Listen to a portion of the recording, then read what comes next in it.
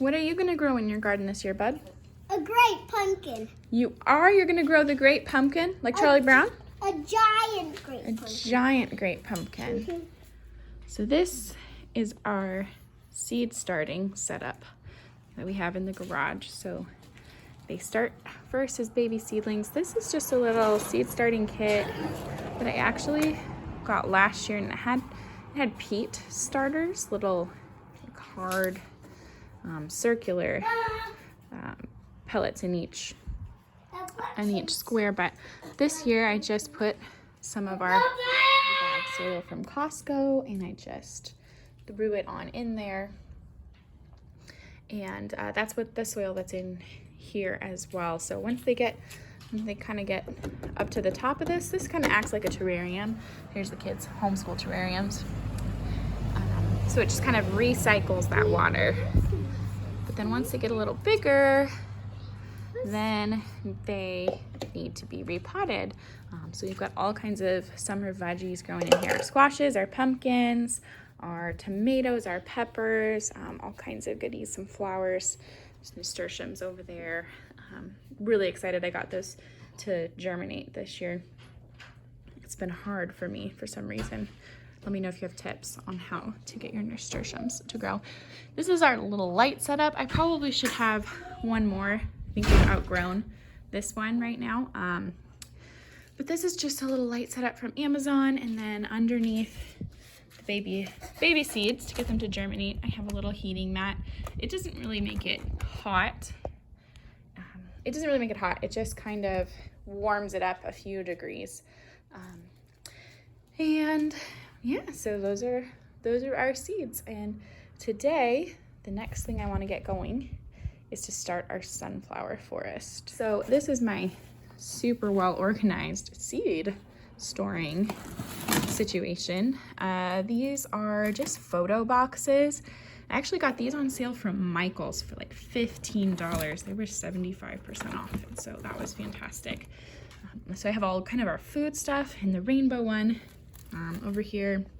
This is a planting guide that I got. It's specific for our area here in Idaho, from this organic nursery that I love. You can actually download those from their website. But underneath that, hidden, I have kind of our herbs and our flower seeds labeled according to kind of what I know I want to grow. Lots of beneficial plants for pollinators, things that we want to eat, herbs for our herb garden, things for our tea garden, all kinds of goodies in here, and then some miscellaneous stuff that doesn't really fit anywhere else. So here are the varieties of sunflowers I got this year. So the last time I planted sunflowers was actually at our little property in Southern California, and I didn't realize, but they are all shapes and sizes of sunflowers. And so this year we are going to grow two giant varieties of sunflowers, and these are actually going to be some supplemental feed for our chickens. So we're going to kind of make some shade for them in the warmer months, and then when the heads fall off, they will become feed. So if you look on the back, the advice says to sow seeds outdoors after last frost, and that would be fantastic if I wasn't intending to put them in with the chickens. I actually want to let them grow up a little bit and then replant them exactly where I want them in the chicken spot. If I just put them in as seeds, the chickens are just going to eat them up. So the two varieties I got are Mammoth Russian and Ring of Fire. So the Ring of Fire is this one. So beautiful. It's supposed to be great for cutting, so maybe I will cut a few of those and bring some brightness into the house. But those grow about 5 to 6 feet tall, and then the Mammoth, supposedly they can grow up to 12 feet tall. So we'll see if we can grow some 12-foot tall, ginormous sunflowers. My helper here, so I'm not actually using any kind of special seed starting mix or soil or anything. I'm just using the same bagged soil that we put out back. That was easier than getting a load delivered because shoveling is a lot harder on my back than actually just carrying 2 cubic yards of soil.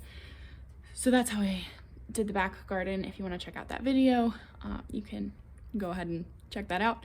So I'm gonna just put the seeds into these trays here, and I'm gonna put 2 in each and hope they germinate. I'm not doing anything special. They're not even getting babied in the little seed starting greenhouse. We're just gonna see how it goes. You can see kind of the difference already in the seeds in terms of what you're gonna be getting, what's gonna come out of them. So these are obviously the mammoth, those larger 12-foot sunflowers, and then these are the smaller little ring of fire. Princess is in her throne. Let's get planting.